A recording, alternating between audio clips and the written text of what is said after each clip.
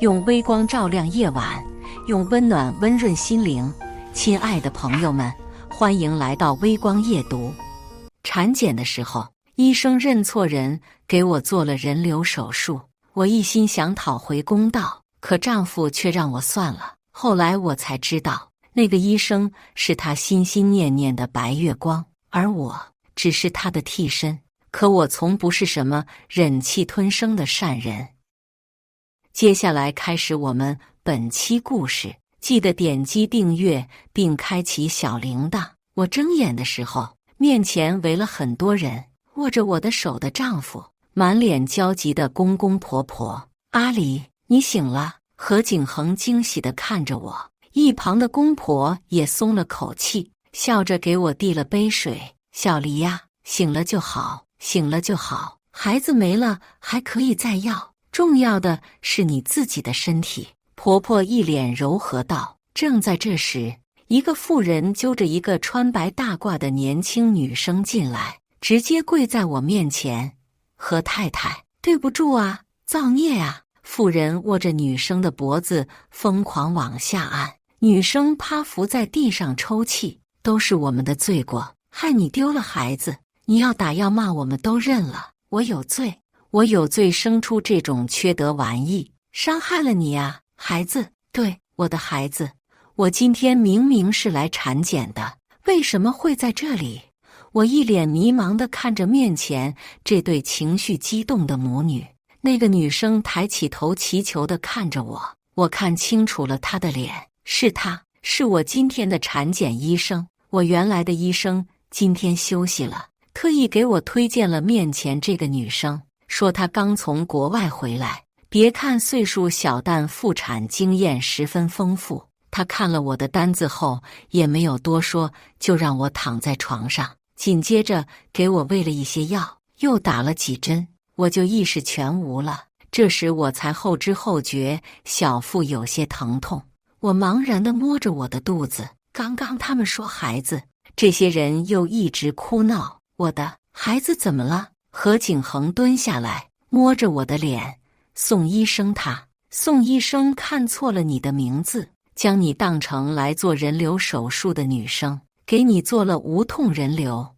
我不可置信地看着他，那一瞬间的荒诞让我整个人僵在原地。什么叫看错了名字？什么叫做了无痛人流？这意思是我的孩子没有了吗？我从床上跌跌撞撞地爬到他面前，拽住他的领子，那是他的工作牌，宋清寒。我忍不住甩了他一耳光，你凭什么？你告诉我怎样才能看错？还我孩子，你把孩子还给我！我癫狂地推搡他，他满脸的鼻涕眼泪，头发被我晃得不成样子，只是反复和我道歉，说对不起。刚刚经历过一次手术，我很快就疲惫不堪。我抬头看着沉默许久的何景恒，景恒，帮我找律师，我要告他，我一定要为我的孩子讨回公道。宋清寒和他妈听到，赶紧跪着抱住我的腿，向我求情。何太太，孩子没了你还可以再生。我们家清寒要是没了工作，一家人都得去喝西北风啊。宋清寒也说了除了对不起之外的第一句话。何太太，我真的不能没有这份工作，我会死的。我看着他那张脸，恨恨道，可是你亲手杀了我的孩子，你有没有工作，你能不能活下去，与我有什么关系？可我没想到，下一个拦住我的是我的丈夫何景恒。他用力搂着我的肩膀，温柔地说，阿离，孩子没了，我们还可以再要，何必赶尽杀绝呢？不如让他们赔偿一些就算了吧。晚上我躺在何景恒身边，他已经睡熟了，可我辗转反侧，始终对他白天的表现想不通。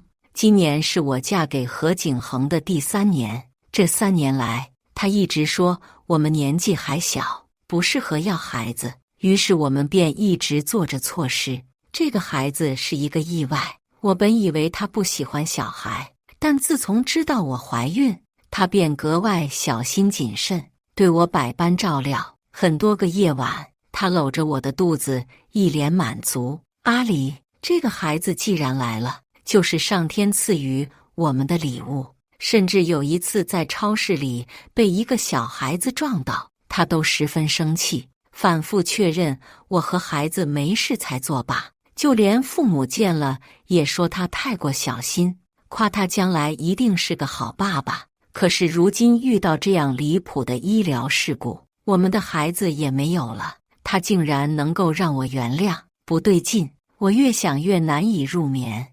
我不知道是什么驱使着我从床上爬起来，但我回过神的时候，已经站在了书房外面。何景恒常常说书房里面有公司的重要文件，因此我从来没乱翻过。后来有保姆打扫卫生，我更是进都没进去过几次。可如今，我一咬牙推开了屋门，里面是2个高耸的书架，上面摆满了各种经济学和管理学方面的著作。何景恒白手起家，能有如今的成就，和他的辛苦是分不开的，仿佛又回到了大学时我们2个一起奋斗的时光。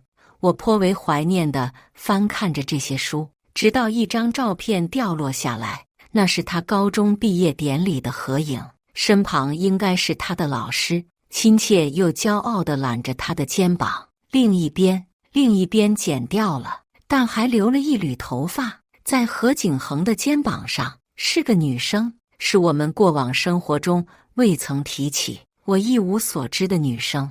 我和何景恒在大学的一场竞赛中相识相知，他大2时对我展开了追求，而我也被他的气质吸引，很快就走到了一起。何景恒是一个很干脆的人，他不喜欢任何事情牵绊住自己前行的脚步，对于他喜欢的，他会直接去争取；对于他讨厌的，也会立刻远离。因此这个女生能被他刻意的减去，不是恨到了极点，就是爱到了深处。黑暗的环境里，我发疯一般翻着他的书本，我在很多年前的书本扉页中看到了他深藏又隐忍的怀念，在杂乱无章的草稿纸上看到了他仔细画完又潦草涂抹的画像，在日记中看到了他不为人知的假设和幻想。结婚前一天，他写道：我选的西服是你说最喜欢的那款，你能回来吗？而那张照片的另一半被他压在桌子上的相框里，就在我们结婚照下面，他和我的位置重合。无论是照片还是何景恒故事的女主角，都有一个共同的身份——宋清寒。一阵阵的恶寒像毒刺一样扎进我的心脏。我说，一向果断的他怎么会犹犹豫豫？一向心疼孩子的他怎么会轻拿轻放？原来那是他心心念念10几年的白月光。我在客厅枯坐一夜，想了很多。我想，如果他愿意认真的和我谈谈，看在过往感情的份上，也不是不能网开一面。但我想错了。何景恒起来后，不是关心我为什么不好好休息，而是质问我：你进书房了？我看着他，心一点点向下沉。没做什么，就是睡不着，收拾卫生。他明显松了口气，看我脸色不对，又来安慰我：阿离，小月子要静养，这些杂事交给保姆就行，你何必亲自动手呢？我挣脱他的怀抱，故作温柔地说：景恒，我为了这个孩子付出多少你知道的，虽然他只有3个月大，但是我几乎每天都和他说话，我能感受到他在一天天长大。景恒，不由自主的，我还是带上了泪腔。我真的不能这么轻易的原谅他们。何景恒带着一丝不耐：昨天不都说好了吗？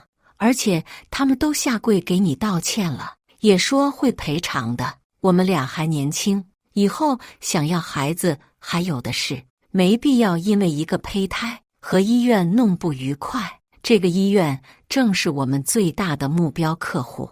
我不可置信地看着他：何景恒，你什么意思？你的孩子比不过你那些生意是吗？我本以为他是因为心疼白月光，没想到还有这方面的关系。我知道他是靠着绝对的理性和无情才走到今天，但我没想到他能如此薄情寡义。他自知失言，连忙来抓我的手。阿离，不是这样的，我们不闹。医院这边能做出很大的让步，也说了下一个孩子他们会以最高规格给你优待。为了下个孩子顺利出生，这次不如就算了吧。公婆听到我们争吵，也从楼上下来。婆婆给我倒了杯热水。小黎呀，妈昨天听了景恒的解释，也觉得能接受。而且之前爸妈给你算过，你肚子里那个是个女孩，没了就没了吧。我们下一胎生个大胖小子啊！小黎，你的福气还在后头呢。我一时间感到荒诞到做不出任何反应。这就是我3年来一直视为温氏和堡垒的家和家人吗？要不是这件事，我还真没发现原来公婆是这样重男轻女的2个老封建。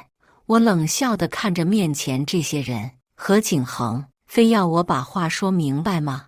你到底是因为什么公司效益？因为未来不知道在哪的孩子，还是因为你念念不忘的白月光？至于爸妈，我不管我死去的孩子是男是女，我都会给他讨回公道。啪！何景恒一耳光扇了过来。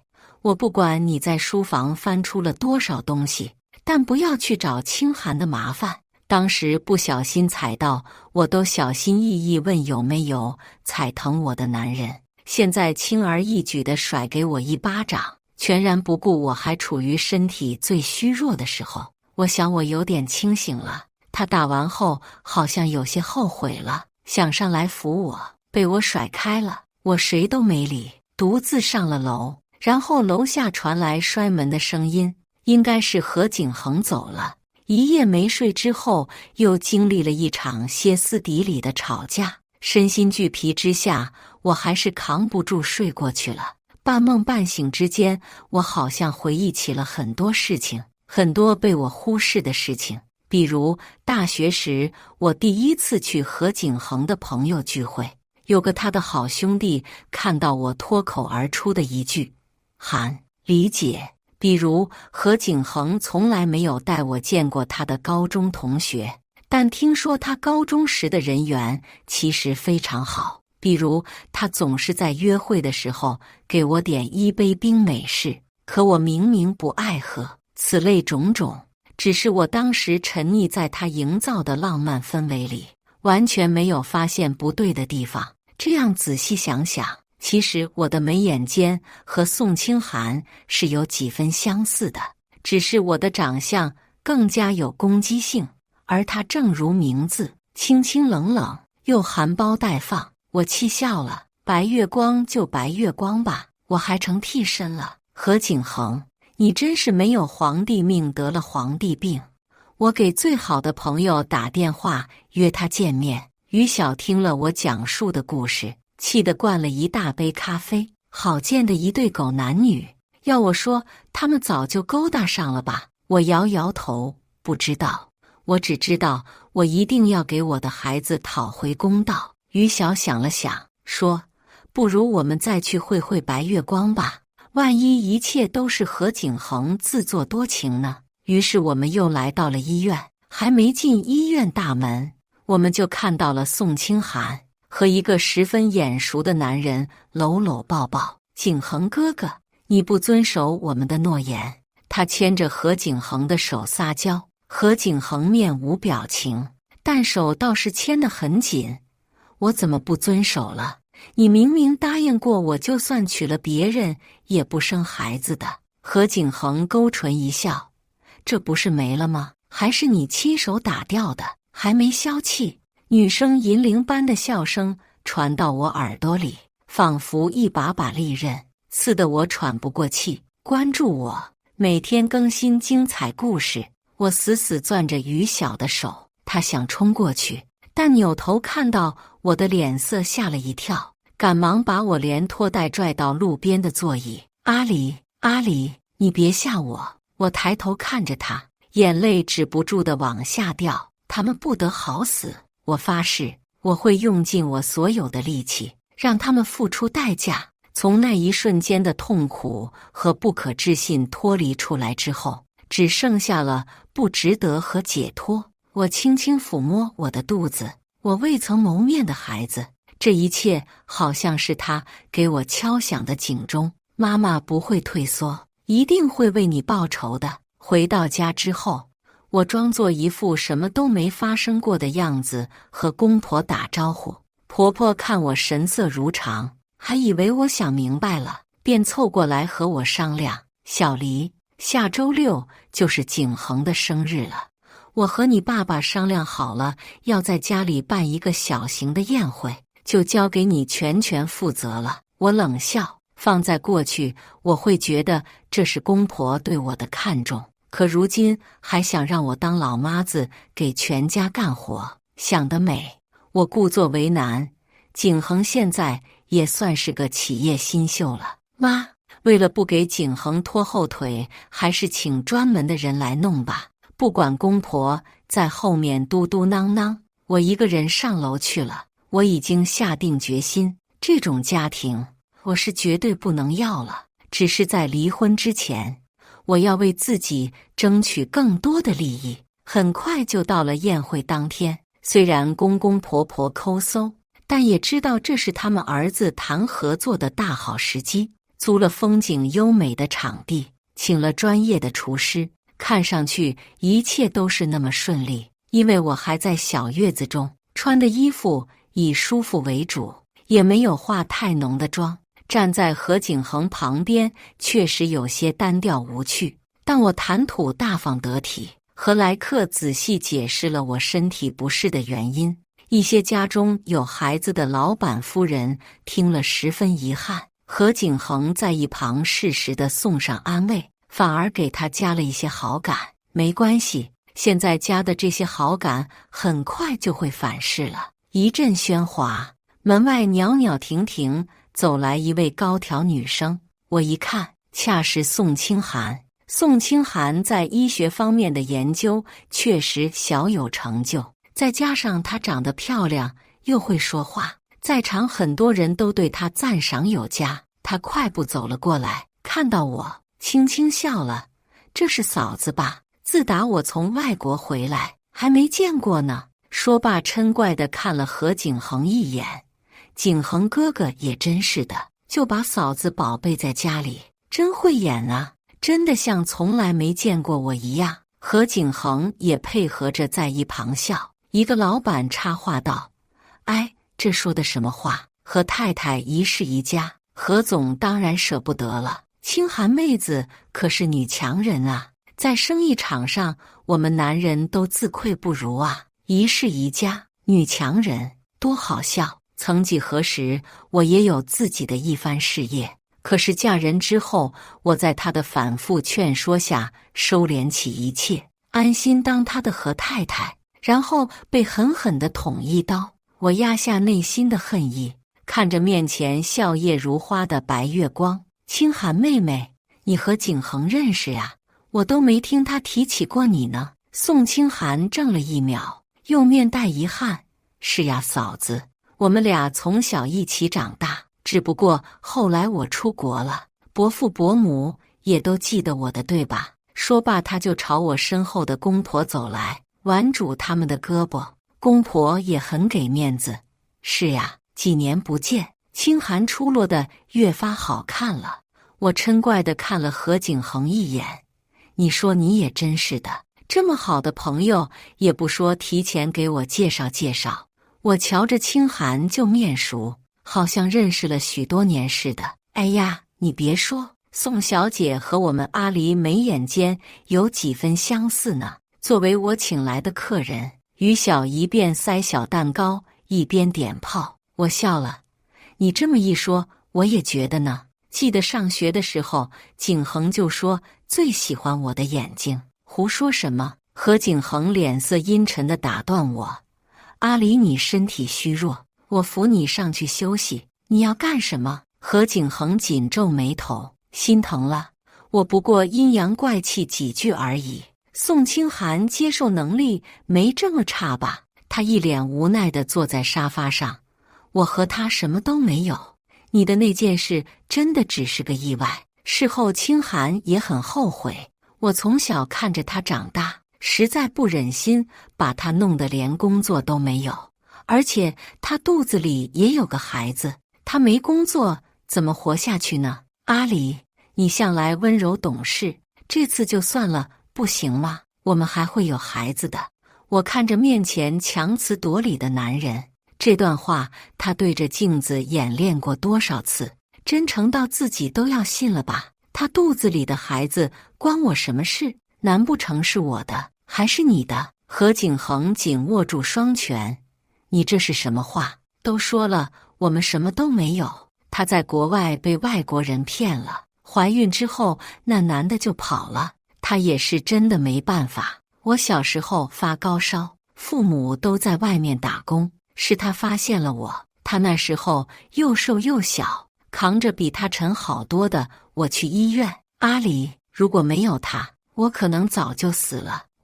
所以你心甘情愿地用我孩子的命去还他的救命之恩吗？我越听越寒心。青梅竹马的白月光，长得很漂亮的白月光，有救命之恩的白月光。我不想和白月光抢男人，我知道抢不到也没必要，但是你们的爱情故事为什么非要牵扯我呢？我的孩子又做错了什么呢？我不想再与他争辩什么，只是淡淡的说了句：你快下去吧，客人该等急了。等宴会结束，我们找个时间去离婚。可何景恒像是突然疯了。宴离？你说什么？我莫名其妙地看着他，我说我们离婚啊，你不是喜欢他吗？我都说了，我们什么都没有，我们不能离婚，我不允许。说完他转身走了，临走时还把房门锁住。我早已不是那个大学时候被他哄得团团转的小女孩了。他不同意离婚，无非就是我们这么多年的模范婚姻，让他在这个生意场尝尽了甜头。要是和我离婚，又和与我相似的宋清寒在一起，别人会怎么看？毕竟我刚刚提起宋清寒的眼睛和我相似的时候，就有很多探究的目光了。那既然你想让我继续当何太太，我就继续当下去。当天晚上，我就和何景恒服了软，然后第二天我就开始游走于贵妇圈子。我这些年在家也不是什么都没干，插花、品茶、奢侈品鉴赏等等学问，我研究得十分透彻。起初那些贵妇还有些排斥我，但相处时间久了，他们都发现我懂得多，还是重点大学毕业，便纷纷接纳了我，还问我如何抓住何景恒的心。我微笑着给他们讲我们相处的故事，讲何景恒有多爱我，当然了，是多爱作为替身的我。很快便有聪明的夫人发现了不对。不对呀，燕离，你说何先生总爱回家的时候给你带块抹茶蛋糕，但你明显不爱吃抹茶呀。我们准备的抹茶蛋糕你可是动都没动过。是啊，我记得反倒是他那个妹妹爱吃抹茶蛋糕，圈子里都知道的。我故作不知所措，可在他们眼里，这明明就是委屈，又不能说。很快，何景恒将我作为替身，真爱是宋清寒的言论就传遍了。何景恒回家，把桌子上的茶杯甩在地上。燕离，你在外面都瞎说了些什么？我没好气地看着他。你一回来发什么疯？人家问我们的爱情故事，我当然是捡甜蜜地说。又怎么了？他狠狠盯着我。已经有2单快谈成的合同黄了，你满意了？我翻了个白眼。你还好好的活着，我能满意吗？以后不许你再出去和那群女人来往了。行啊，那我走，总行了吧？第二天他出门之后，我也收拾好行李，离开了家。临走前，我放了份离婚协议书在桌子上，旁边给他留了一张纸条，不协议就起诉。你是不是过错方，你自己心里清楚。然后我就回到了我大学的城市。我其实很喜欢这座城市，气候宜人，生活节奏不快，文化底蕴浓厚。在上大学之前，我的规划是在这边找一个工作，然后过平平淡淡的小日子。可嫁给何景恒之后，他要去繁华的大城市闯荡，我就再也没回来过了。宴礼，我扭头，是很久没见的硕士导师。我惊喜地跑过去，我一看就是你老师，拍着我的肩，好久没见了，现在在干嘛呢？我颇有些不好意思。我毕业之后嫁给何景恒了。吴老师翻了个白眼。我记得那个孩子。这么说你也成了家庭主妇了？我自知羞愧。吴老师也没有多说，他看我提着大行李箱一个人来这里，应该是猜到了我过得并不好，只是问我之后想怎么办。我抬起头坚毅地回答，老师，想申博，想继续做研究，还有就是彻底搞垮那对渣男白莲花。所幸这些年嫁给何景恒的日子过得不算苦，虽然远离校园，但对于研究方向还是有一定的了解。经过几个月的努力，我成功追上了现在的学习进度。而这几个月，何景恒只简单的打过几个电话，我不在他身边的时间，他似乎更舒坦，便放任我在外面了。根据于晓的描述，何景恒和宋清涵越发亲密了，很多晚宴都是两个人携手同行，而宋清涵的肚子也越来越明显，很多人怀疑那就是何景恒的孩子，他也没有否认。他原来的很多合作伙伴不屑于和他做生意，但是他不知道从哪勾搭上了新的人脉，公司反而更加壮大了。时间过得飞快。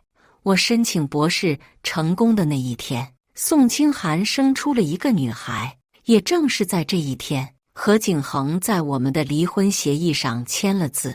等宋清涵出了月子，他们就办理了盛大的婚礼，还是吴老师刷到朋友圈给我看的。吴老师百思不得其解，你当时是我最看重的学生了，怎么就想不开嫁给这种货色，还耽误了自己3年。我看着那些甜蜜的照片，他还配字兜兜转转，终究是你。我嗤笑一声，想是禁不住宋清涵的软磨硬泡，真是坚贞不渝的爱情啊，不知道能坚持多久呢。科研生活真的很累，但也很充实。跟着吴老师的这3年，我学到了很多东西。博士毕业后，我进入了一个医疗器械公司，竭尽全力研究更加精密准确的仪器。再次见到何景恒和宋清涵，我已经不再是当时那个任他们欺辱的家庭主妇。我作为这一批器械的主要研究人员，对于这批器械的经销渠道有主要决定权。我看着面前这2个人给我倒茶，像是什么都没发生过一样寒暄，还有些想笑。宋清涵一开始不知道是我，还带上了他女儿。那个女孩被何景恒爱屋及乌，当成何家大小姐，很可爱。我慢悠悠地感叹，若是我的孩子能顺利出生，应该也这么大了吧。同事们不知道我的经历，还颇有些惊讶。而对面的宋清涵一脸菜色。我把茶杯重重放在桌子上。何景恒、宋清涵，你们在这里演戏，演的都忘了自己干过什么了吧？想让我和你们这种不配当人的东西合作，下辈子吧。后来何景恒追了出来，抓住我低声下气，阿离，是我错了。阿离，我们结婚之后，我经常把他当成你，原来我早就真正的爱上你了，只是我那时太蠢，认不清自己的心。我们还能从头开始吗？我像看疯子一样看着他。何景恒，我有病吗？你看我像是什么废品收购站吗？我不管你和宋清寒之间发生什么，你们两个在我这里只是杀害我孩子的刽子手。在他们结婚之后，也甜蜜度过了一段时间，可是时间一长，就有了争执。何景恒一心扑在工作上，根本没有像宋清寒想象的那样天天和他黏在一起，由此产生的矛盾越来越大。而且宋清寒一心养育自己的孩子，总是以孩子还小为借口，不愿意生孩子。何景恒的父母怎么能容忍呢？于是便无休止地催他生孩子，还不能生女孩，只能生男孩，要是生不出来就一直生。后来有一天，还趁他们两个都不在，想把小女孩送给乡下的穷亲戚，被回家拿文件的宋清寒发现了。那次他们爆发了最大的一次争吵，宋清寒几乎把房子点着了，疯狂地要拉他们全家一起死。而公婆只觉得他有病，生不出来孩子，天天在小区里造谣哭嚎，还怀念我当时在的时候多么听话。于是全小区都知道宋清寒小三上位，走在哪都被戳脊梁骨。所以此时此刻站在我面前和我求和的何景恒，并不是因为良心发现或者真的爱上了我，只是怀念我的听话，我的懂事，可那都是我牺牲自我换来的。我看着他的嘴脸，忍不住甩了他一耳光，滚远点！我在这座城市前后待了3个多月，一是为这批机器寻找最优秀的经销商，二是收集宋清寒的罪证。我始终没有忘记他对我做过的事情。这几年我隐忍不发，只是因为了解宋清寒的为人，没有我的威胁之后，他会彻底露出他的本来面目，贪婪，毫无人性，放弃底线。若是我当初贸然就去告他，无非是让他失去工作，加一些赔偿，可如今就远远不止了。果然，在于晓的帮助下，我收集到了很多，比如大额收受贿赂，比如他和当地的贵妇形成了一条隐秘的产业链，帮助他们用对付我一样的招数，给小三误打胎。只是因为小三的身份本就让他们抬不起头，没什么人举报他，甚至篡改病历、非法倒卖、利用医保骗保、购买药品等行为都比比皆是。我一页一页翻过去，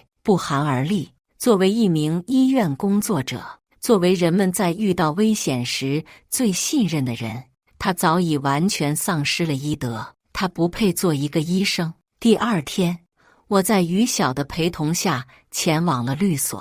第二天清早，有人疯狂敲门，我去开了，是何景恒和宋清寒。贱人，他直接推了我一把。这点破事这么多年了，就是过不去是不是？我掐住他的脖子，甩了他2个耳光。嘴放干净点，过去！你告诉凭什么过去？凭你们2个设计杀掉我的孩子，还让我忍气吞声吗？我又走到何景恒面前，给了他一耳光。还是凭你根本不爱我，却还要耗费我的时间，让我给你做家庭主妇？你们2个配吗？何景恒神色躲闪。阿离，你听我好好说，当初那件事我也……别放屁了你！我打断他。你就是个自私自利的小人，怎么了？又要说自己不知道，都是误会。要么来听听。我放了当初在医院门口他们的那段对话，幸好于晓及时录了音。何景恒听了，脸色灰败。宋清寒看他不说话，眼泪直接下来了，搂着他哭得梨花带雨。景恒，景恒，我们俩好不容易才走到现在的，你不能放弃啊！我这些年为你付出了多少，背负了多少骂名，你可不能忘啊！终究是自己深爱过的人。何景恒面露不忍，扭头看我。阿离，你看要怎么样，你才能放过我们？我嘲讽地看着他，没想到何景恒这个人还有另外一种天真。何景恒，你还不知道你这个好老婆打着你的旗号在外面干了些什么吧？又或者，你要不要猜猜看，为什么这几年明明你们都没做什么错事，却没有孩子呢？何景恒愣住了，他不可置信地看着我，又看旁边的宋清寒，而宋清寒还想装作若无其事，孩子都是缘分。我直接甩过去一打纸，那是宋清寒所有的罪状，里面也包括他自己定时定量从医院里带走固定剂量的药物，长期摄入可让男人的精子质量严重下降，甚至有可能会得无精症。换言之，这辈子何景恒都难再有自己的孩子了。何景恒一页页读下去，手都在抖。他一个巴掌扇过去，贱人，我待你不薄，你为什么要害我？那个他曾经魂牵梦萦、念念不忘、藏在相框里、画在纸上、刻在心间的脸，此时此刻被他自己打得高高肿起，哪还有当年的半分模样？宋清寒瘫坐在地上哭嚎：何景恒，你不是人，口口声声说喜欢我，转头就娶了别人还生孩子，凭什么？凭什么你在国内逍遥自在，我却要在外面受苦？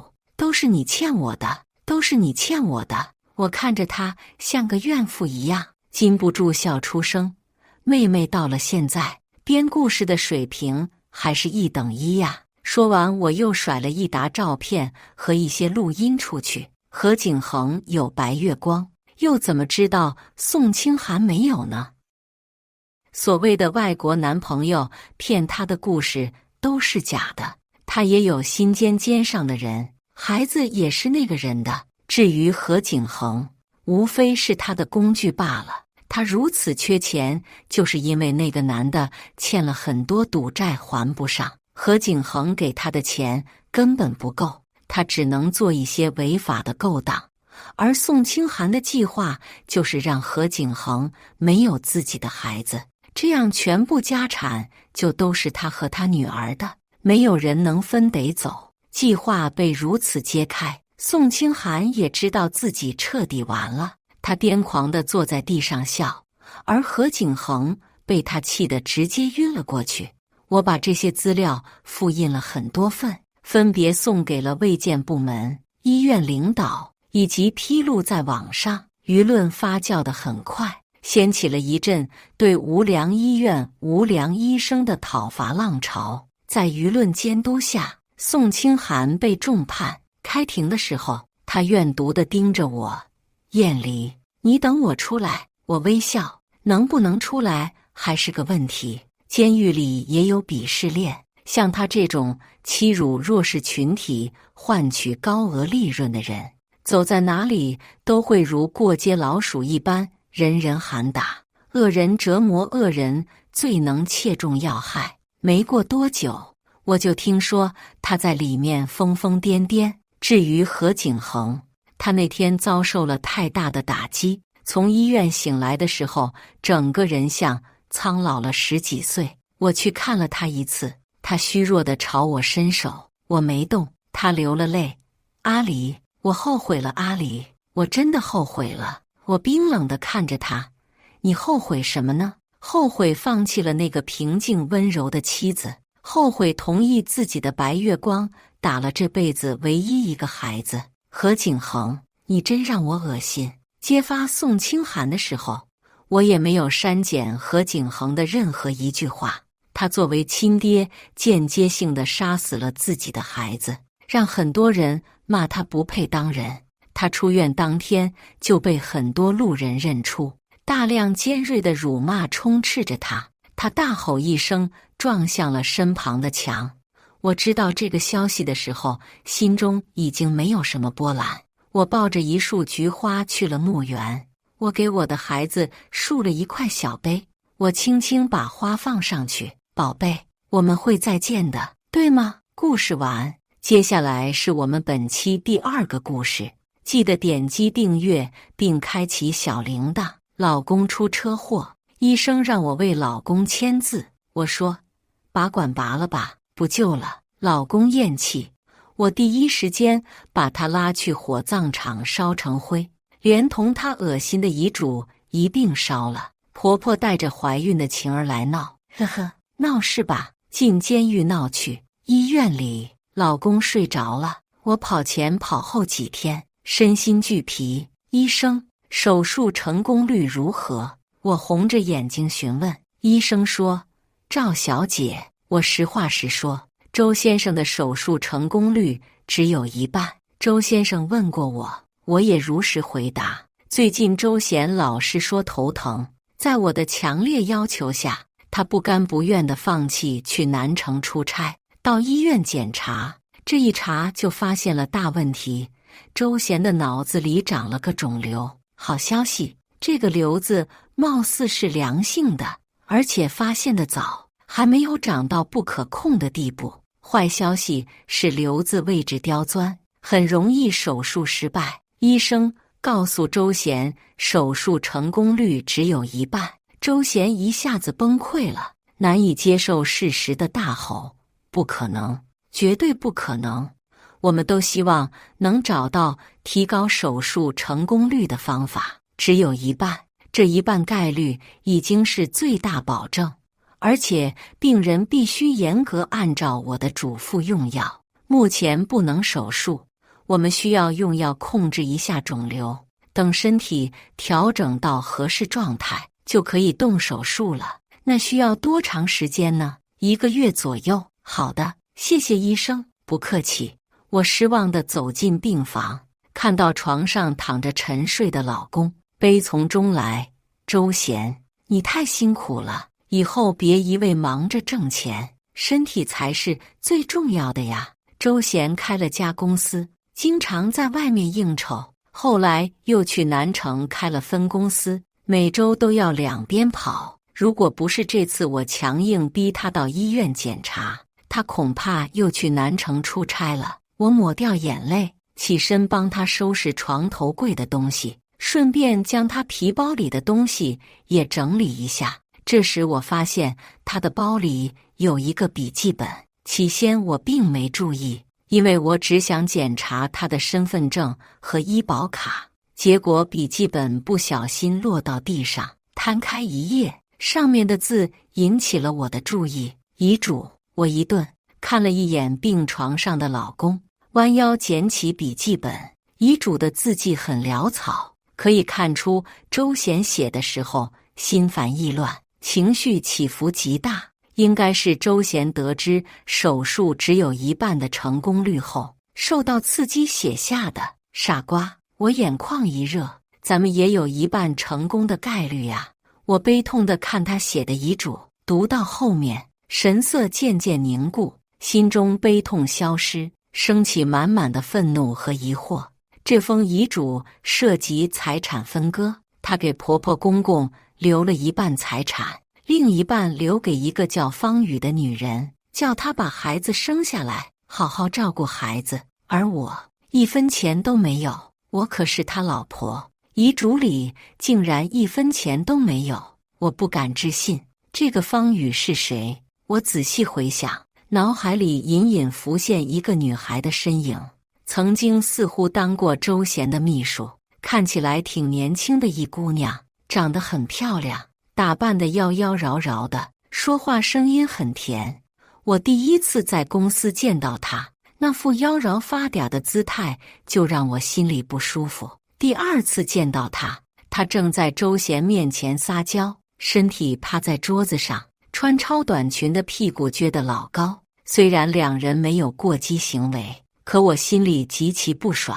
回家我向周贤推荐了另外一个人做秘书，周贤顿了一下说好，将方宇辞退了。我喜笑颜开，周贤一直是模范好老公，只要我提要求，他都会满足。毕竟当初他还是个创业的穷小子时，只有我陪着他一路走，坚定不移地嫁给他，我们感情非常深厚。可现在看着手里的遗嘱，我只觉得讽刺。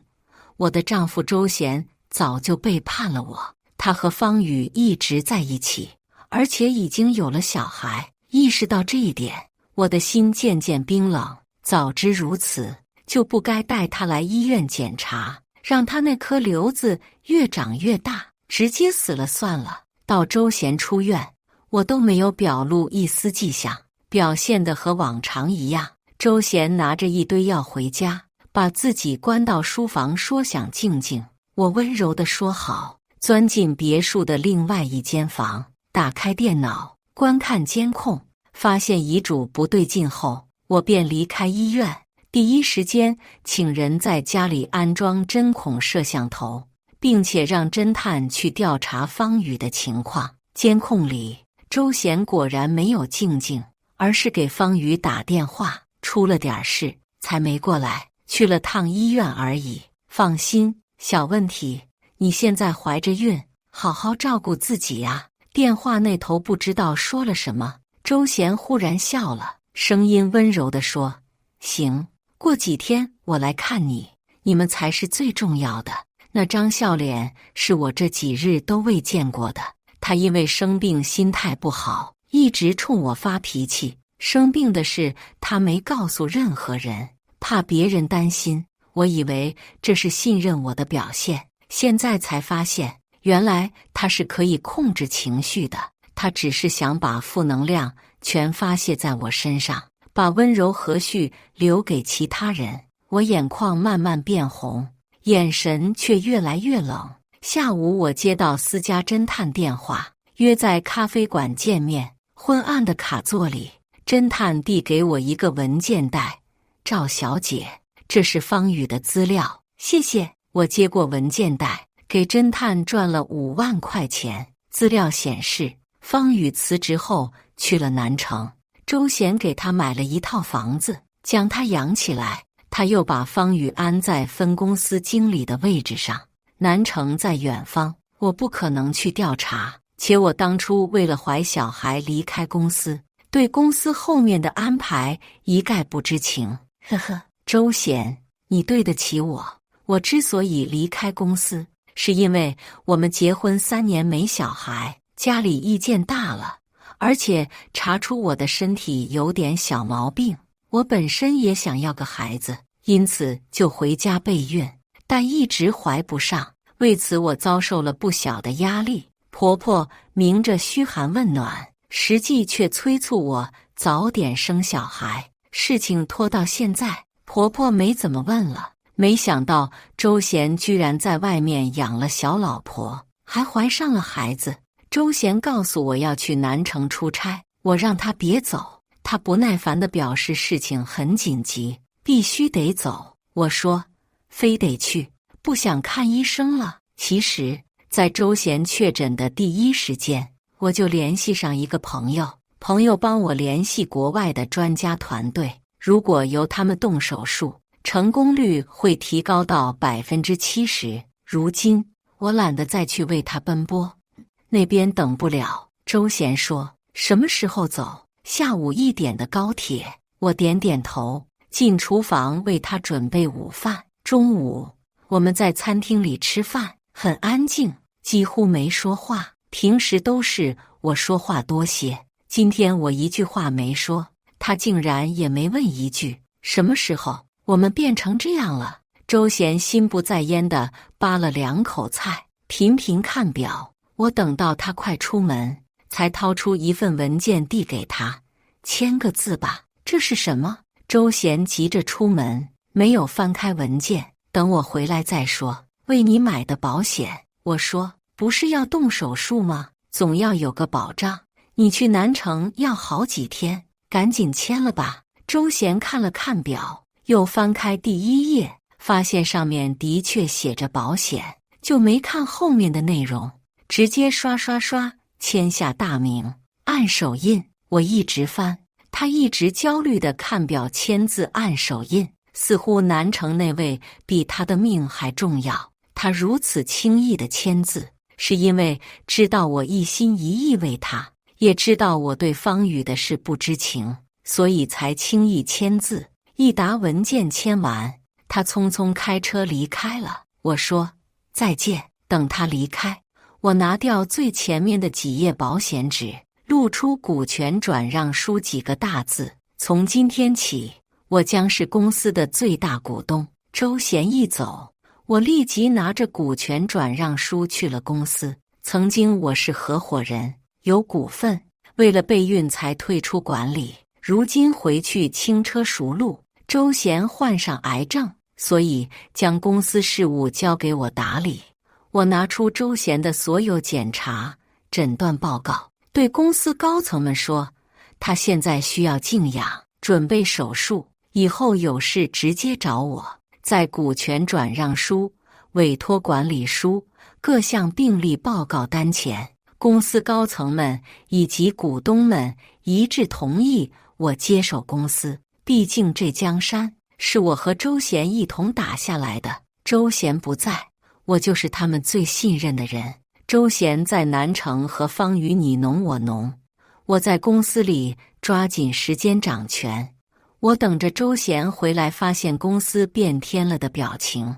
我甚至预设了各种情形，比如我们俩撕破脸，周贤和我闹翻，到时候争权夺利必然腥风血雨。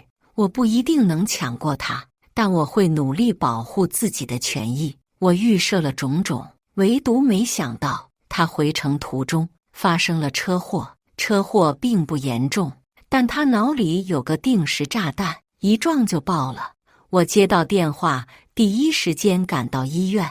周贤躺进急救室，医生说：“赵小姐，手术非常危险，不一定能成功，不过我们会努力抢救的。”他给我交代术前事项，让我签字。我红唇微挑，那就别救了啊！医生傻眼，又费钱，风险又高，以后还会出现各种后遗症，还很痛苦，就回来干什么？我说把管拔了，让他轻松点走吧。医生陷入沉默，我不肯签字，他们无可奈何。很快，周贤在毫无知觉的情况下咽了气，医院出了死亡通知书。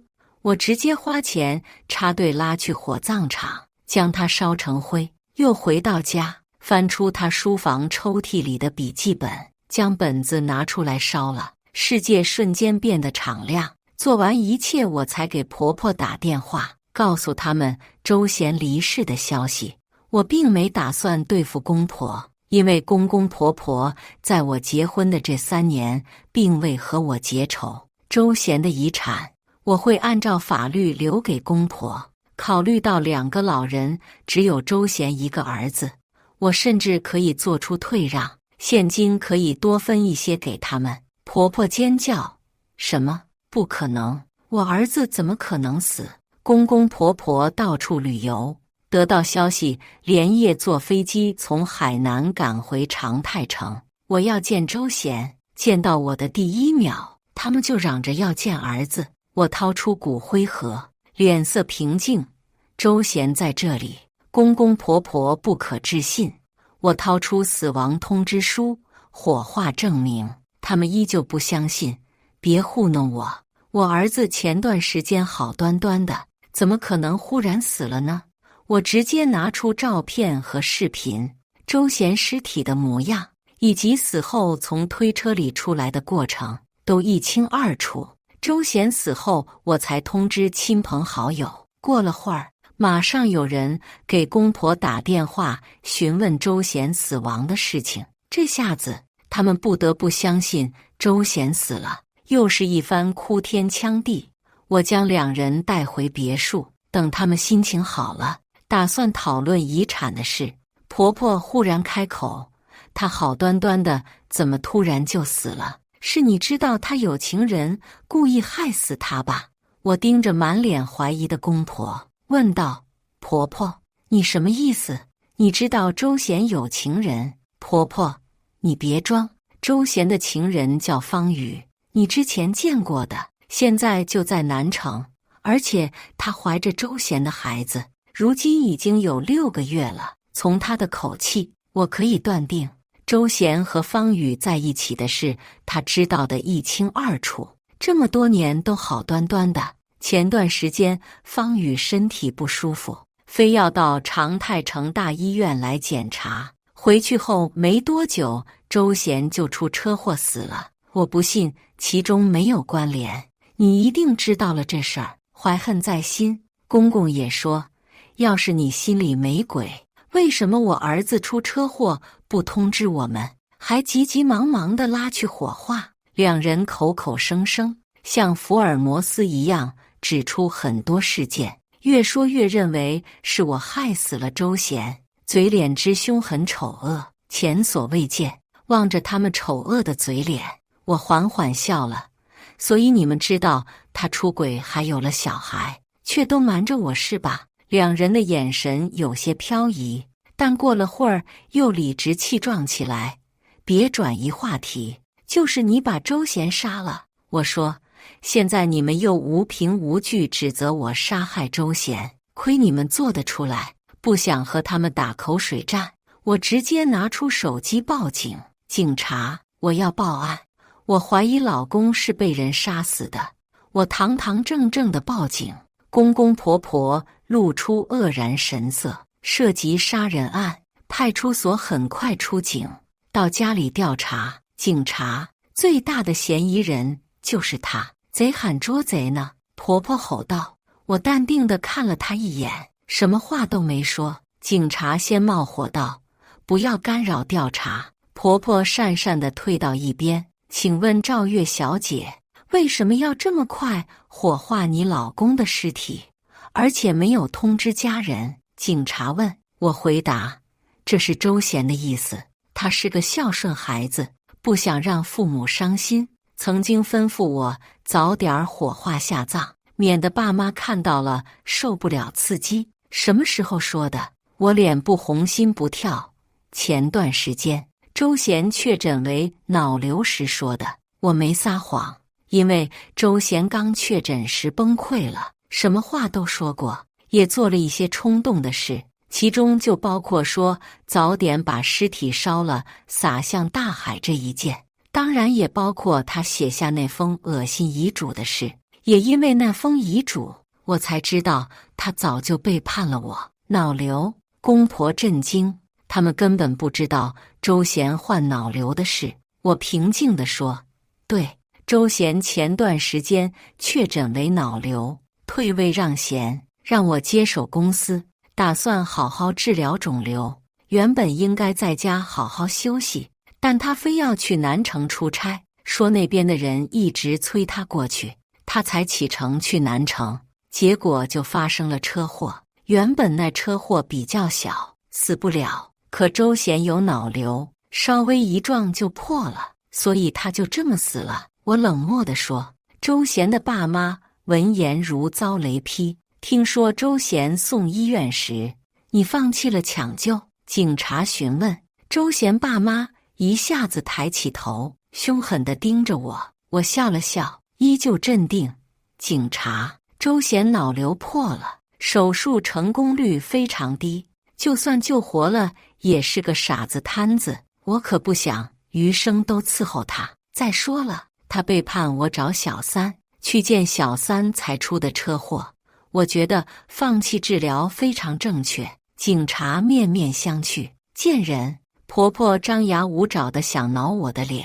你果然知道周贤有小三，你设计杀了他。我对警察说，我所说的完全属实，你们可以调查，这些事情都在医院里有档案留存，警察很快就查到证据。公婆不得不相信周贤患有脑瘤，医院让周贤观察1个月再去做手术，这1个月内不要劳累，需要好好休养。他自己非要去南城见小三，公婆依旧不信，认为我在他的车上动了手脚，但交通鉴定车本身没有问题，事故只是意外。视频显示，他自己开车忽然撞向栏杆，怨不得任何人。只有一个解释，周贤的脑瘤压迫神经，产生幻觉或者脑部不适，才会让他忽然撞向栏杆。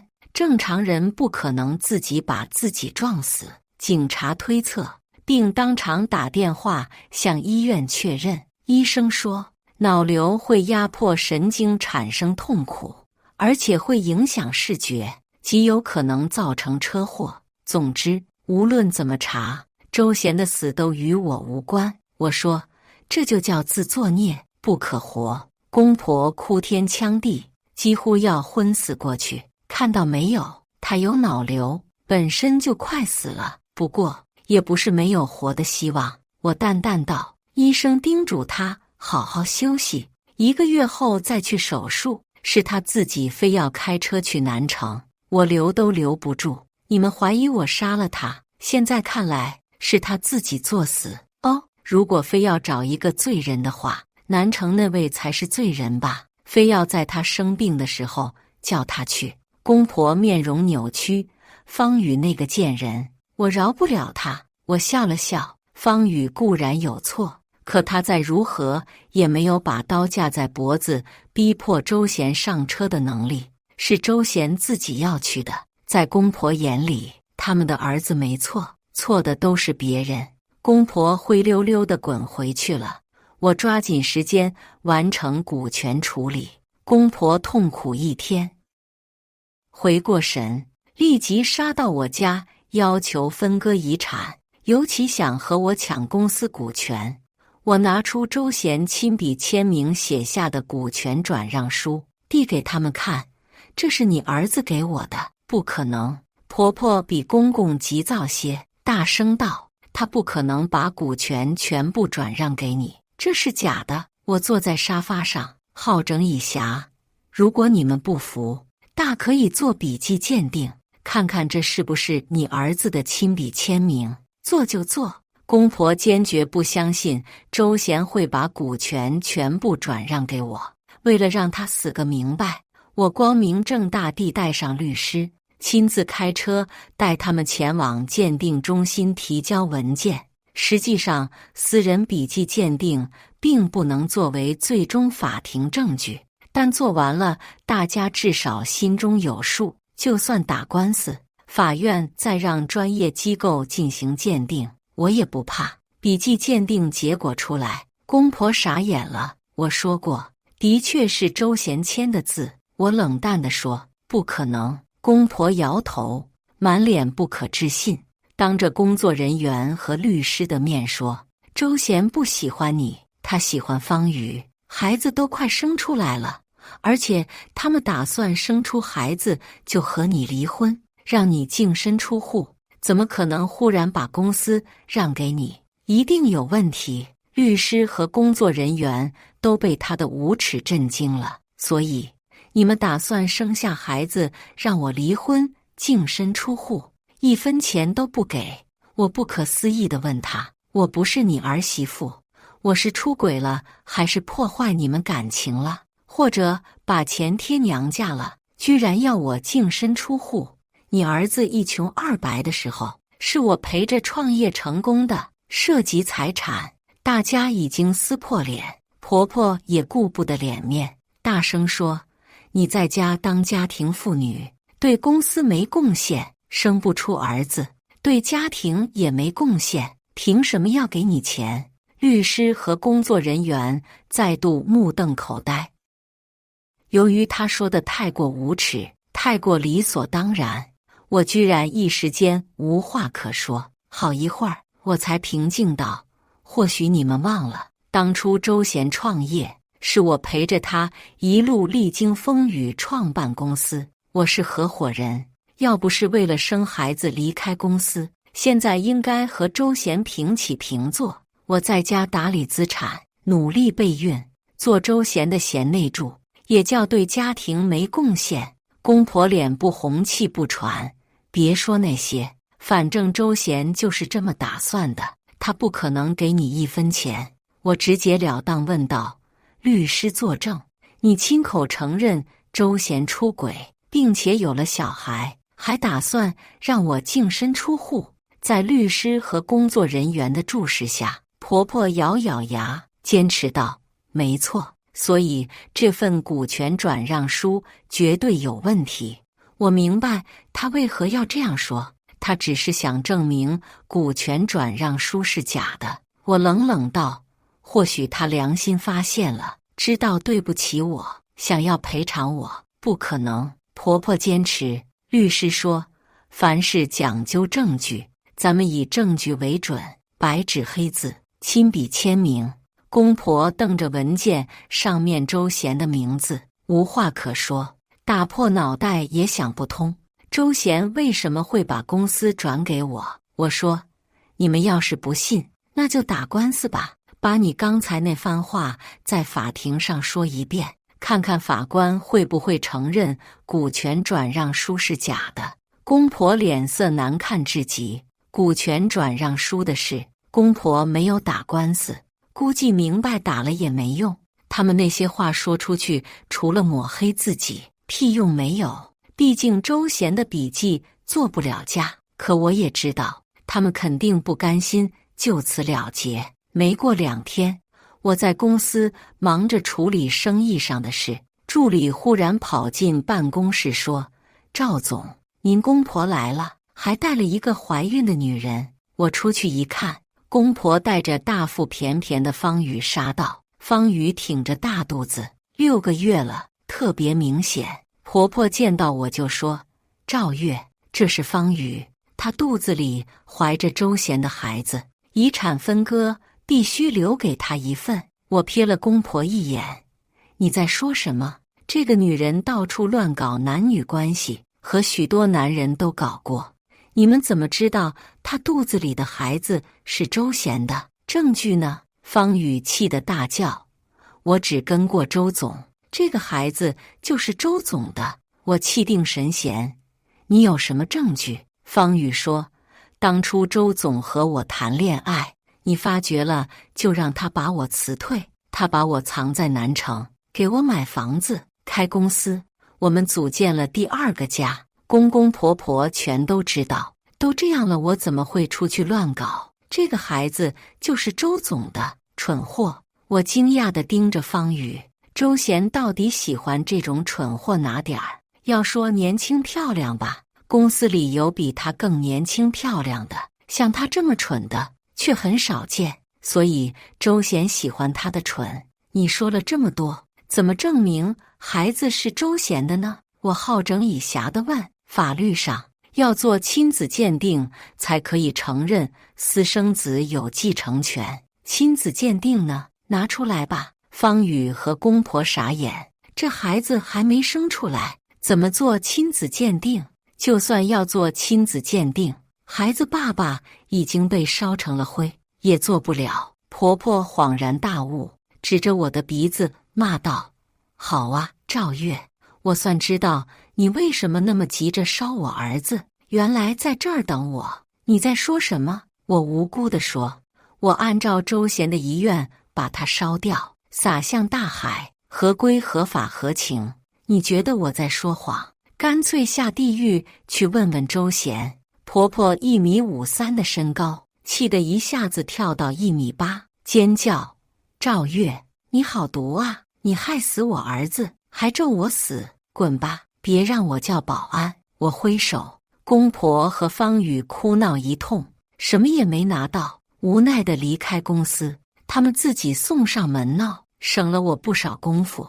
我直接将监控里的视频拷贝出来，交给大 V， 花点钱让他们发在网上。很快，短视频网站里人人都能刷到方宇挺着大肚子，信誓旦旦地说周贤婚内出轨他的所有事情。方宇彻底出名了，网络上所有人都在骂方宇做小三儿居然还如此理直气壮，婆婆居然站小三那边，恶毒婆婆，渣男死了！看来见人自有天收，法律上只有亲子鉴定书才能作为承认私生子的凭据。他孩子都没生下来，且孩子爸爸已经烧成灰了，无法证明私生子是渣男的。原配干得好，就该这么办。方宇被骂得不敢出门，连带着他爹妈也被人扒出来。我雇了些人，专门拿着喇叭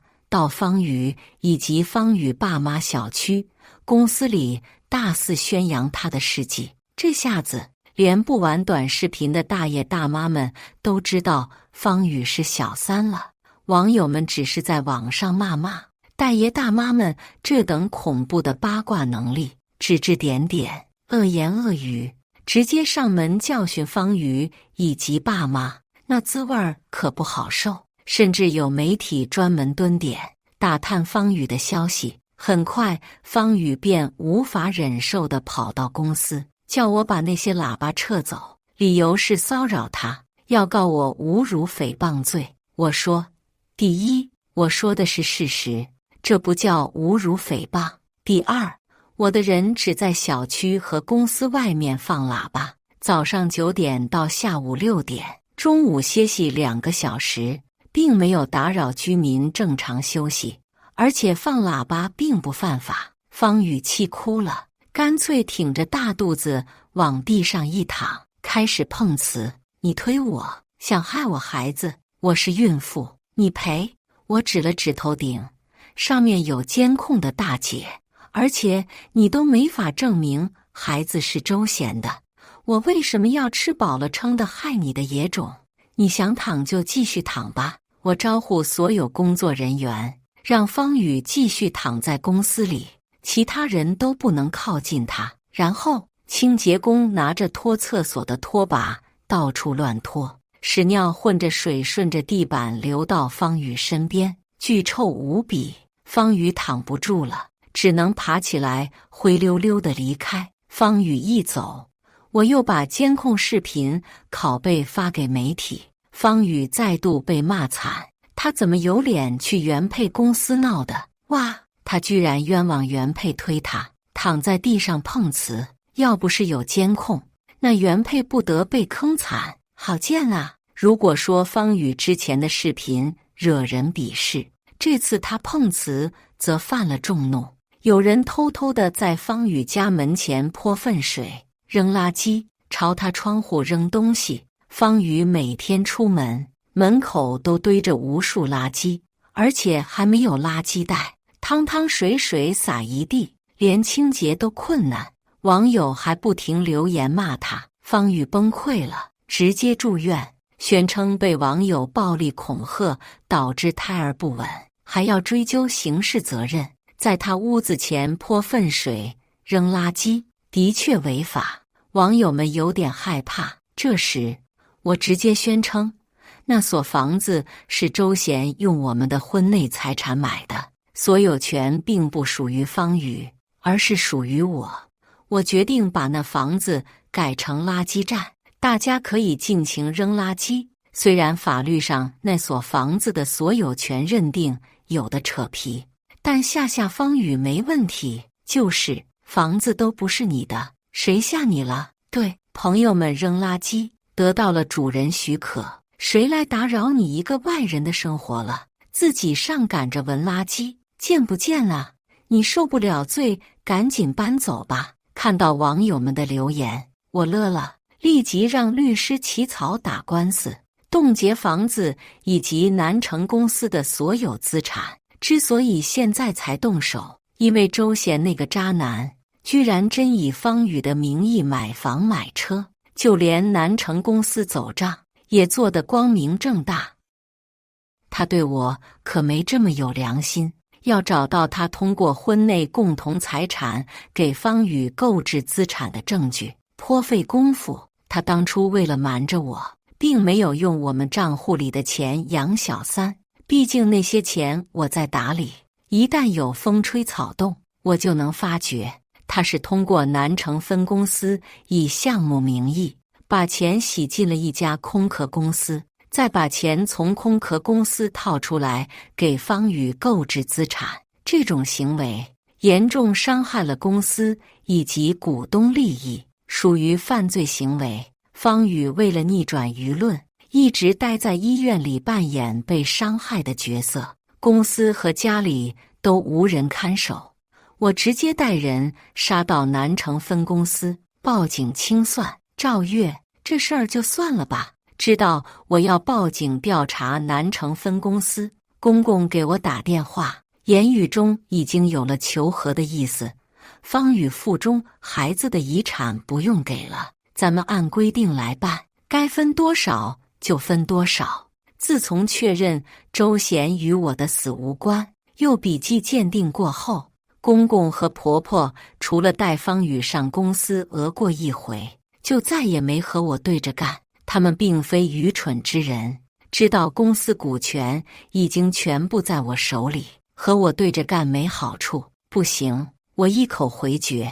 周贤居然做假账洗钱，给公司捅了这么大个窟窿，此事已经不仅仅涉及出轨了。就算我答应你不调查，其他股东也不同意。实话告诉你们，这次并不是我报的警，而是股东要求的。他们想把所有资产追回公司，我没说谎。方宇的事闹大后，股东已经有所觉察。周贤挪用公司的钱养小三，伤害的是整体利益。我再暗示一下，大家便同心协力，一起帮着我打小三，追回资产。通过违法手段获取的资产，哪怕房子车子是方宇的名字，哪怕周贤通过各种方式洗白赠与，为方宇保全资产也不行。该追回来的全都得追回来。此事已经不仅仅是原配和小三的斗争，还涉及违法犯罪。我以雷厉风行的速度封了南城分公司的所有账本、印章等，并向法院提起诉讼，证据确凿。等方宇听到风声，不再装病，匆匆从医院赶回来时，事已成定局。南城分公司他的房子、车子等资产全部被诉前保全了，他只能挺着大肚子回父母家里。据说他爸妈一开始知道他掉了个金龟婿，特别骄傲，如今人财两空，他爸妈在单位都混不下去，名声全毁，对方宇不假辞色，一家人闹得鸡飞狗跳。有人看到他们在小区里面吵架，许多人谈到他们的事，都说一句大快人心。我听了冷笑一声，还有更让他后悔的呢。当初周贤为了避开我，违法做账，同时将公司的钱挪为己用，干了乱七八糟的事。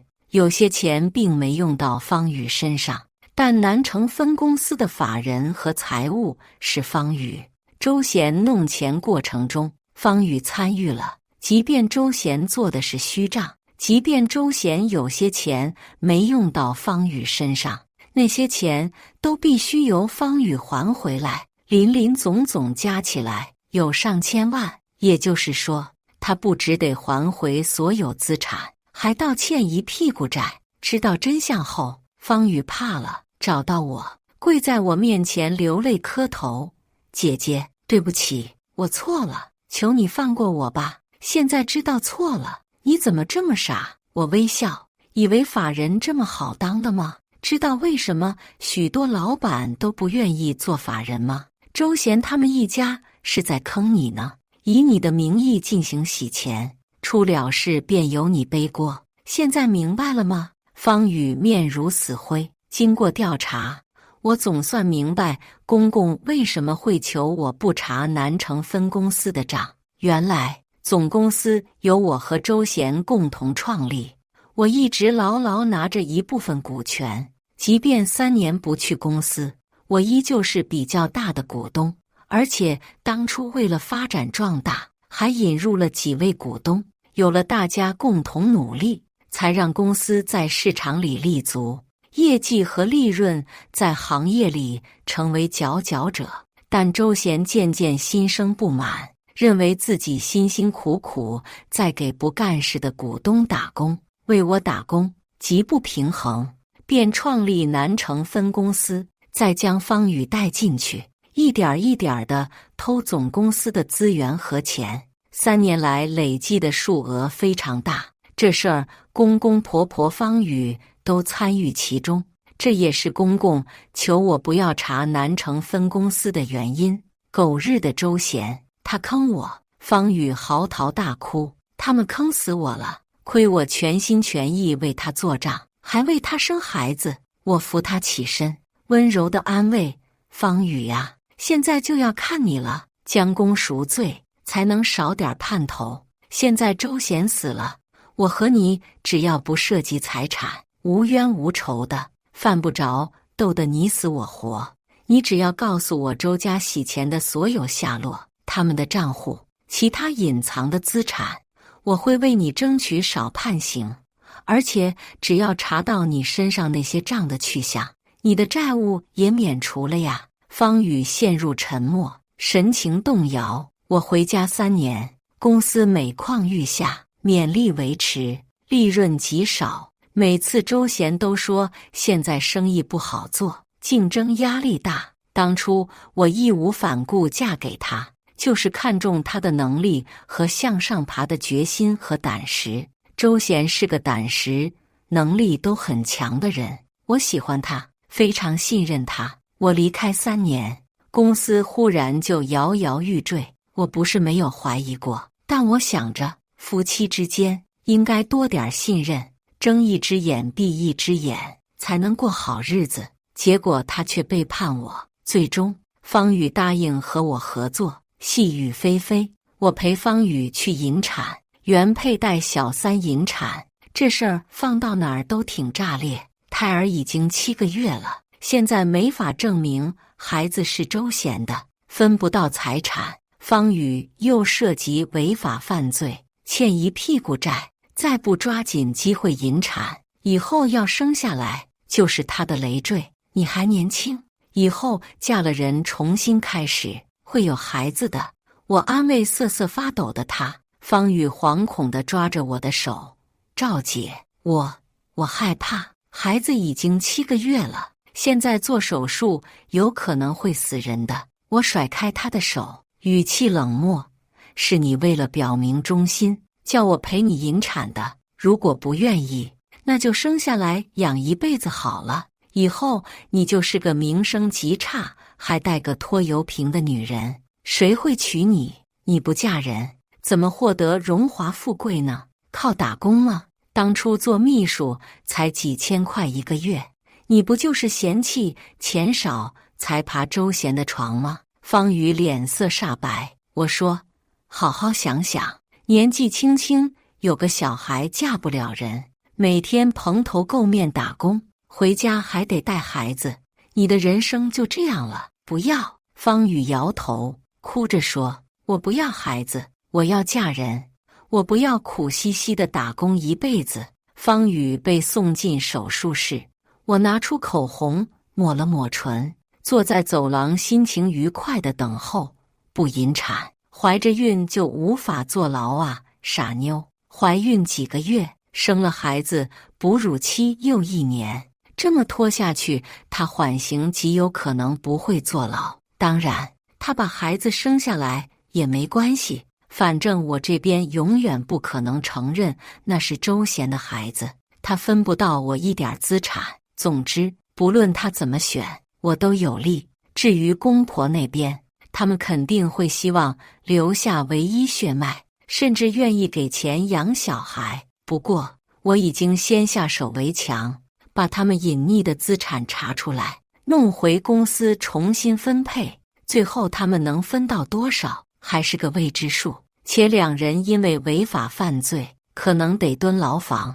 这种情况下，方宇把小孩生下来极不明智，倘若再拖下去，月份更大，引产更加危险。方宇别无选择。我给方宇爸妈打了电话，2人匆匆赶来，见到我脸色苍白。方宇在手术台上大出血，很幸运地捡回1条命。至于身体，祝他以后有个好身体。我打电话给公婆，告诉他们方宇引产的事，并言语刺激他。婆婆，知道吗？如果周贤没死，就没这么多事。如果周贤没外出找女人，他现在应该在我请的国外专家团队下手术，成功率有70%之高，大概率能活下来。周贤的死因是因为他出轨，方宇非要他去南城，这一切从他出轨开始就注定了。啊，对了，忘了告诉你，当初周贤确诊脑瘤，医院为他做过基因筛查，他的基因有点问题，加上我身体有点小毛病，所以3年来我们没孩子。你们一直指责我不能生，未免太过分。方宇怀的那个孩子，你们似乎很紧张，估计应该知道周贤难以生育的事实，才如此宝贝吧？甚至不惜转移资产和我离婚。不过，你们渴望的宝贝孙子，如今没了，一大把年纪，儿子死了，现在连孙子也没了，这就叫见人自有天收，恶人有恶报。婆婆气得破口大骂，公公也忍不了了，跟着骂。我笑道：骂我有什么用？胎是方宇要打的，关我什么事？啪的一声，挂掉电话。公婆2人怀着一肚子气，匆匆跑到医院里，不顾方宇术后虚弱，抓住他的头发就一顿劈头盖脸的扇耳光。贱人，你害死我儿子，现在又害死我孙子，我跟你拼了！婆婆抓住方宇的头发，将他拖下床铺，彻底陷入疯狂。原本儿子死了，他们把全部希望寄托到方宇腹中孩子身上，如今方宇打胎，他们彻底绝望了。是你们先利用我！方宇拼命挣扎，婆婆将他拉下床，2人打成一团。啊！方宇发出凄厉的尖叫，肚子一滩血慢慢进出。方宇妈妈打完饭回来，看到这一幕，也冲上去打起来。方宇再度被送进手术室抢救，绝望的婆婆下手特别狠，方宇肚子都快被踢烂了，以后能不能生小孩还是个未知数。方宇清醒过后，和公婆彻底结仇，两方势同水火。方宇毫不犹豫地把公婆所有证据提交给我，我发现自己眼光不错，周贤的确是个有能力的男人。他总公司经营的不好，可在其他地方做的生意却有声有色，全国各地都有他的资产，不过都在公婆名下，我一分都没有。也幸好没有，因为那些资产和公司好多都涉及违法，不查没事儿，一查就要了老命。公婆所谓的经常出去旅游，实际上绝大部分时间都在帮周贤巡查这些资产。如今这些财产都被我想方设法请律师团队给找了回来，重新分配，算是意外之喜。我有时候想，到底是什么原因让周贤如此忌惮我、防备我？方宇给了我答案，他讨好地说：姐姐，周贤一直说你太强势、太聪明了，和你在一起总让他有种自尊心受挫的感觉。而我不同了，我很笨，他和我在一起很放心，这个理由我接受。我颔首。他还说，他向你暗示过很多次，让你把股权给他，你不愿意，他很讨厌你，真自私。我笑，这个习惯不好。方宇恨恨道，所以他死了。我有点惊讶，如今的方宇对周贤一家恨得咬牙切齿，不知道周贤在天有灵，会不会痛苦万分。我说，方宇，你太蠢了，以后长点教训，别再去做小三，有钱人的钱也不是大风刮来的，你玩不过他们。方宇连连点头，姐姐说得对，公婆因为经济犯罪被调查，最后被判刑。方宇投靠的比较早，又吃了不少苦头。我按照约定出具了谅解书，不过犯罪就是犯罪，他是法人且制作假账，公婆死死咬着他，他根本没法脱身，最终3人喜提牢狱之灾。事情到了这一步，剩下的便是遗产分割。我花大价钱请的律师团队发挥了很大作用，该我的一分都不少，不该我的极力争取。公婆违法犯罪在前，且私吞财产，这些都会影响财产分割的判定。本来很多资产归属权不是特别清楚，分给公婆合法，分给我也合法，现在通通都判给我，我拿到钱，身家瞬间暴涨。以前周贤还活着的时候，由于我掌握股权的缘故，他做事必须要过我的明路。而现在我管理公司，绝大部分的股权都在我手中，不需要征求谁的意见。可以说，公司就是我的一言堂。我成了别人口中的霸道女总裁，许多年轻男人对我抛媚眼，晚上微信发腹肌照，又迅速撤回说不好意思发错了。这些小把戏我都懒得理会，婚姻之事以后再说吧。感谢大家的观看。本期影片大家觉得是第一个故事精彩，还是第二个故事精彩呢？欢迎大家在下方评论区讨论。如果你喜欢这类故事，记得点击订阅微光夜读，并分享给更多的人，这会对我帮助很大。再次感谢大家的观看。